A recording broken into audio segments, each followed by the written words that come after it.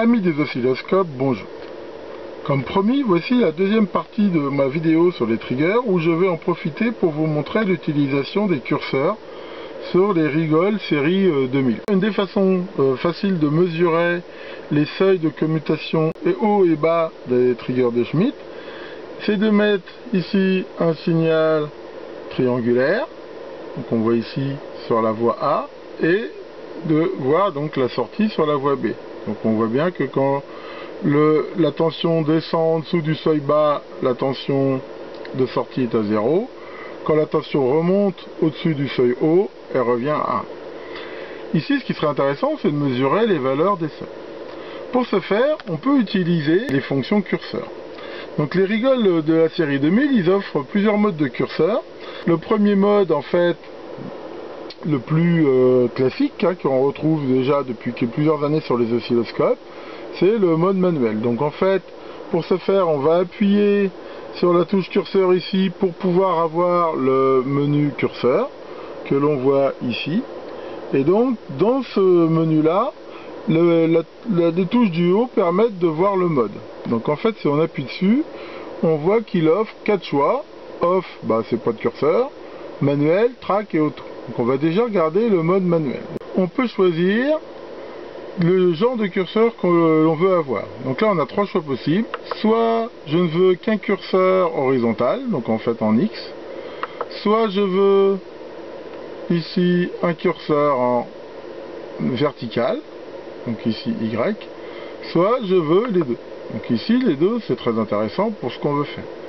Donc maintenant le but du jeu, ça va être de sélectionner le curseur pour voir les endroits où ça change. Donc pour ce faire, on va choisir ici quel curseur est sélectionné quand je déplace.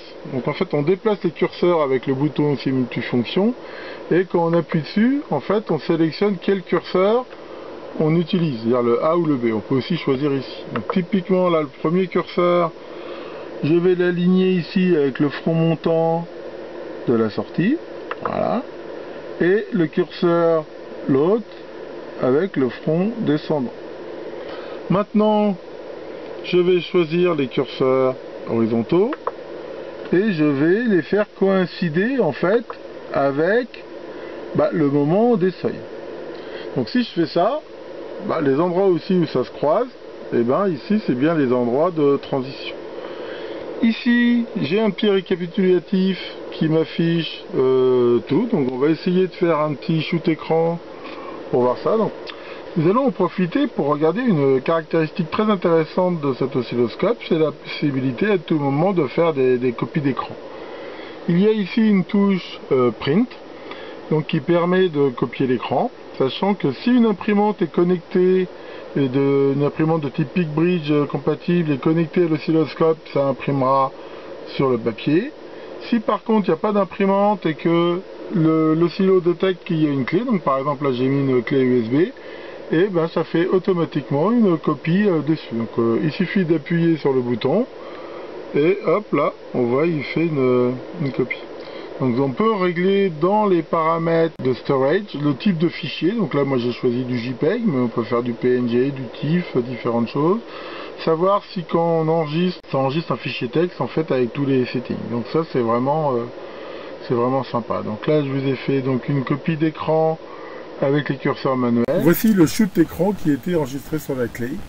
C'est vraiment une copie conforme de l'écran, très précise et vraiment intéressante.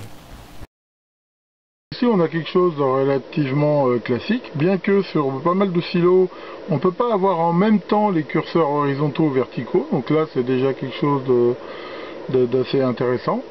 Mais il y a d'autres modes vraiment très, très pratiques. Donc là le deuxième que nous allons voir c'est le mode track, vu que c'est en effet très souvent que l'on veut faire coïncider les curseurs X et Y, et on voit que là c'est automatique, c'est-à-dire que quand je déplace un des curseurs, par exemple ici le curseur horizontal, il déplace automatiquement le curseur vertical de façon à se trouver à l'intersection de ce curseur et du signal. Dans ce mode là, on voit que je refais la même manipulation que tout à l'heure, mais de façon bien plus précise, et je n'ai pas besoin automatiquement de bouger les curseurs pour les mettre à l'intersection.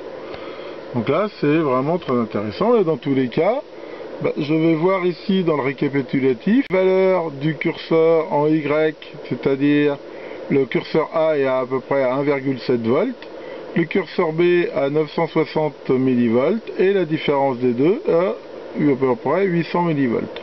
Ce qui donc correspond à l'hystérésis de mon système. Voici une copie d'écran des curseurs dans ce second mode. Pour info, donc il reste encore un mode, c'est le mode auto. Le mode auto, en fait, il va dépendre ici des mesures que l'on peut mettre sur le curseur. Par exemple, si je choisis Vmax, Vpp, il positionne les curseurs automatiquement en fonction des mesures que je choisis ici. Par exemple, là, je veux savoir la tension minimum, il positionne sur le minimum du signal. Si ici je veux avoir la tension maximum, il se positionne automatiquement sur le maximum. Et ainsi de suite. Par exemple, là, si je dis la tension pic-pic, il met automatiquement les deux curseurs. C'est-à-dire, en fait, dans le mode automatique, les curseurs dépendent ici des mesures, donc ça marche en X, et bien sûr, ça marche aussi, je suppose, en horizontal, ce qui serait assez logique. Et voilà, à ce moment-là, bien sûr, si je choisis période, les curseurs, automatiquement, ce qui est tout à fait logique, deviennent se mettre en fonction du choix. Donc voilà, les possibilités des curseurs, donc des Rigol série 2000. On voit que c'est beaucoup plus riche que ce qu'il y a sur pas mal d'oscillos. Et c'est vraiment sympa et simple à utiliser. Merci d'avoir regardé et à bientôt pour d'autres vidéos.